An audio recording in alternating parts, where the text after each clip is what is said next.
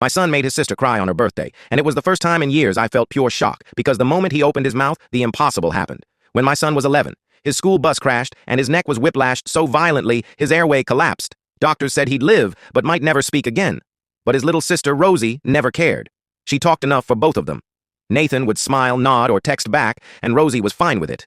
Until one awful day she came home, sobbing ran straight to him, and when he only patted her shoulder, she whispered, "I just wish you could say it'll be okay." Wait, subscribe to Stories by Mink for a cookie. After that, Nathan shut himself in his room every night. I thought it was soccer wearing him out, but something felt wrong. Then came Rosie's 7th birthday. She blew out her candles and suddenly Nathan raised his hand. The whole room froze. He looked terrified, took a shaky breath, his face turning red, and then he said, "Happy birthday, Rosie." The entire place erupted. Me and Rosie burst into tears and grabbed him in a crushing hug. And that's when I realized all those nights alone he wasn't sleeping. He was training, forcing sound through pain again and again, just to give his sister one sentence. Rosie jumped around shouting, "Nathan, you really talked?" And Nathan laughed, his voice cracked, but his eyes brighter than ever because for the first time since the accident, he didn't just make noise. He made a miracle. My childhood bully's sudden apology seemed fake, so I kept testing her to see when she'd crack.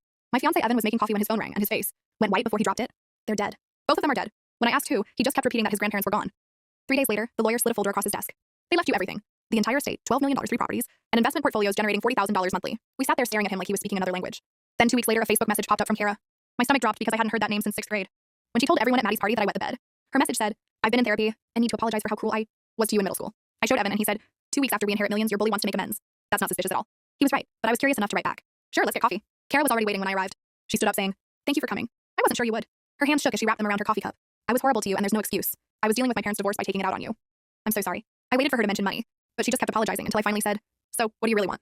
She looked confused. "Nothing. Just to apologize. Maybe try to be friends again, if you're up for that." That made no sense, so I decided to test her. When she texted asking to hang out, I said, "I need help planning my bachelorette." I wanted to see how extravagant she'd make it.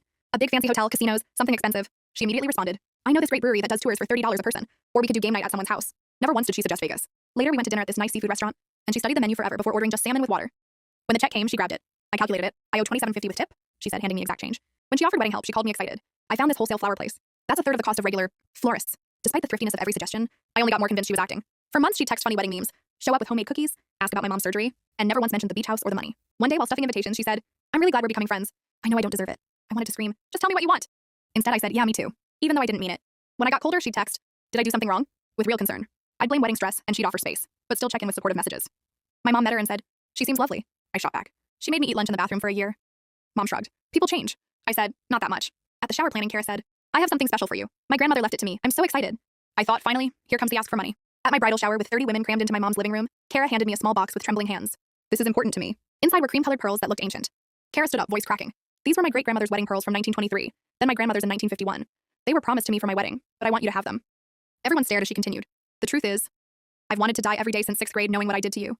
And these pearls are the only thing I have worth giving that might show I mean it when I say I'm sorry." Her voice completely broke. I was holding irreplaceable family history, and I started crying because Kara didn't know about the money. She'd never known, and I'd spent months treating her like a criminal. Through sobs, I managed, "You really don't know about the inheritance." She looked confused. "What inheritance?" I could barely speak. "Evan's grandparents left us $12 million 2 weeks before you messaged me." Her face went white. "Oh my God, you thought I was after your money." She started laughing, the kind that's about to turn into crying. She sat next to me. "I saw your engagement announcement. My therapist has been pushing me to make amends." She wiped her eyes, laughing between sniffles. "I couldn't even afford a wedding gift, so I gave you my grandmother's pearls. What kind of long con is that?" My mom brought us tissues so we wouldn't destroy our outfits with mascara. I tried to give Kara the pearls back, but she pushed them away, laughing so hard she couldn't breathe. My stepsister showed up at my house last month with a suitcase and a smile that meant trouble. It started when our parents married 12 years ago. Ava was 19, unemployed, and convinced the world owed her something. I was 17, already working weekends and saving for college. She hated that I had ambition, said I was trying too hard to make everyone else look bad. When I graduated college and bought my first home, Ava said I was just lucky, and that my degree was useless anyway. Meanwhile, she was hopping between MLMs, life coaching, and crystal healing. Every year she had a new scheme. 3 weeks ago she texted, "I need a place to stay. Just for a bit. Family helps family." I ignored it. Then my mom called crying. "She's your sister. Please, she just needs a fresh start." Against every instinct I said yes. Guest room only, 2 weeks max. Ava arrived with 4 suitcases, 2 cats, and a ring light. "I'm rebranding as a wellness influencer," she announced, as if that explained anything. Day 1 she took over my entire kitchen to film a smoothie tutorial. Day 2 she rearranged my living room for better energy flow. Day 3 she held a meditation, live stream at 6 a.m. and woke up the entire neighborhood with chanting. She never cleaned, never bought groceries, ate all my food because you don't mind, right? You have more money. She told her followers she was house sitting for a client, as if I didn't exist. Then the real mess started. I came home one day to find her giving a paid in-home spiritual detox session to a stranger out in my house, using my candles, my towels, and my essential oils. She said the house had great vibes, and she wanted to make it her official business space. "No," I said. "You have 1 more week." She laughed. "You can't kick me out. I've established residence. My soul left my body." Ava printed out some off-brand tenant rights guide from Google and told me she was now a co-tenant. Said she had mail delivered here. Said I never gave written rules, so she was entitled to stay indefinitely. Said I was legally obligated to support her new business because she's family. Last night I found an envelope taped to my own door. a formal demand that I stop interfering with her brand environment. She called my house her workspace. She said removing her would be financial abuse. I don't know who told her any of that. Actually, I do, a Facebook group for entrepreneur sisters reclaiming their power. One woman suggested she document everything so she could claim the space. So I documented everything too. The texts where she begged to stay, the footage of her carrying in her ring light, and declaring my home her new studio. Her posts saying she was temporarily crashing with family. Tomorrow she's getting actual papers. A real notice to quit. A bill for damages. And a cease and desist for running. A business out of my house without permission. She wanted to manifest a new life. She's about to manifest an eviction. When did I realize my parents didn't care if I lived long enough to see adulthood? It was the second I watched the pet store. Security footage of my head smacking. The floor like a dropped toy. When I woke up in the hospital, everything felt muffled and distant, like I was underwater. The lights buzzed too loudly, and when I tried to speak, I immediately threw up blood. You're severely malnourished, Dr. Patel said softly. I tried to sit up anyway. I need to get back to work. The electric bill is due tomorrow, and I can't fall behind again. She pushed me back down. You're not going anywhere. When did you last eat? Yesterday morning, I muttered. Half a granola bar. I didn't want to waste the rest. Her eyes widened. You work 2 jobs and go to school? That's impossible for anyone, let alone a kid. I deliver newspapers at 4 a.m., go to school, then work at the pet store until midnight. Someone has to pay rent. They said it's my responsibility now. What about your parents? She asked. They said raising me cost too much, so now I owe them back. They said I should appreciate the chance to contribute. Nurse Gomez came in, her face tight. His kidneys are struggling and his heart rhythm looks bad. She whispered something to the doctor that made her pale. Dr. Patel looked at me strangely. We called your parents 3 hours ago. My stomach twisted. What did they say? They told us not to bother them unless you died. They said they didn't want to waste gas money coming here. I stared at the wall. They're probably just busy. Maybe they didn't understand. I'm calling a social worker, she said. This isn't a misunderstanding. My manager Alex stepped inside. Kid, let them help you. You don't deserve this. Ms. Carter arrived minutes later, flipping through paperwork. Anything else I should know? Alex answered. I found him eating dog food at work last week because he hadn't eaten in 2 days. Ms. Carter called my parents on speaker. He better not be faking to get out of work. My mom scoffed. My dad added, we should have aborted him instead of wasting money raising him. If he dies, my mom said, don't let the hospital charge us. Dr. Patel stepped in. He's dying because he's supporting you. He's a child. So? My dad barked. He better not die before giving us his paycheck. Alex left crying. When he came back, he said, you're moving in with me. No arguments. I cried too. They'll lose everything without my money. That's not your burden. You deserve safety. I healed slowly. Ate real meals. Slept 8 hours. Learned peace. Learned what it felt like when someone cared. My parents lost their house and ended up living in a storage unit. And for the first time, I didn't feel guilty. I felt free. At last, like I was choosing my own life instead of begging for permission to survive. I was literally just handing my friend a tampon. When 10 cops aimed their guns at me like I was holding a nuke. Put it down. I froze. Tampon still in my hand. Drop the weapon. It's a tampon. I yelled, shaking like a busted washing machine. The new AI cameras had only been installed for a week. Principal Andrews bragged they'd spot threats instantly. And make our school the safest in the state. Yeah, sure. Next thing I know, I'm face down on the floor. Someone's knee in my back. Getting handcuffed like I was, smuggling WMDs in my bra. A female officer searched every pocket and, yeah, other places. They found nothing. They dumped my bag. Makeup, pencils, tampons, pads, car keys all scattered like I've just been robbed by raccoons. SWAT showed up like I was about to detonate the whole school. They ripped open my locker like they expected a ticking bomb. Where is it? An officer barked. Where's what? The weapon. The cameras saw it. They don't lie. Mr. Walker, my English teacher, pushed through the crowd. Ruby, just tell them. Tell them what? I'm scared during fire drills. First time, for everything, he said, like I'd suddenly become a war criminal. They tore apart my locker, my gym clothes shaken out. Even my emergency period pants. Held up like evidence from CSI, the hallway was packed. Students filming, teachers staring, Principal Andrews puffing his chest like a malfunctioning pigeon. My dear, the system identified you holding a weapon, he said. Multiple angles. Then the system's DUMB? I cried. They called my parents. They called the vice principal. They called the librarian for some reason. Everyone took turns telling me to stop lying. 2 SWAT officers came back. Ma'am, we found nothing. Finally, the lead officer sighed. Let's see the footage. We all crammed into the security office, shoulder to shoulder, smelling each other's stress. The tech pulled up the video. There it was, handing Marissa a tampon like a totally normal, non-criminal human being. Pause. Zoom, the officer said. The screen tightened on the purple wrapper Tampax. White cursive? Literally the least deadly object in existence. Silence. Then the AI detection overlay popped up. Threat detected, weapon barrel. The room became so quiet, you could hear Principal Andrew's soul leave his body. His face went purple, gives pink, gives ghost white. The officer uncuffed me instantly, not saying a single word. I looked at every adult who insisted technology never makes mistakes. Yeah, except when it confuses a tampon with a gun. Waiters, what's the worst first date you've ever seen? So this guy's at the bar bragging about a date with a girl his best friend was secretly obsessed with. Didn't confess because she only liked him. Whatever. She walks in, black dress, heels, movie-level gorgeous. They kiss, take tequila shots, and the energy is popping. Until he whistles at me like I'm a dog. Yo, more shots. I tell him to chill, he waves me off. Keep an eye out. We're getting lit. He gets louder, sloppier, drowning her out with bad jokes. Then he stands up and slurs, I gotta pee on a rock, and disappears out back. She looks humiliated, texting nonstop. He comes back with another guy, kinda drunk, kinda not, drops some weird comment, and staggers outside again. His friend follows. She's left alone looking like she wants to evaporate. 5 minutes later, the friend returns and says he put Bob in an Uber and he'll take her to dinner instead. But here's where it gets creepy. 30 minutes later, Bob walks back in. Sober. Completely sober.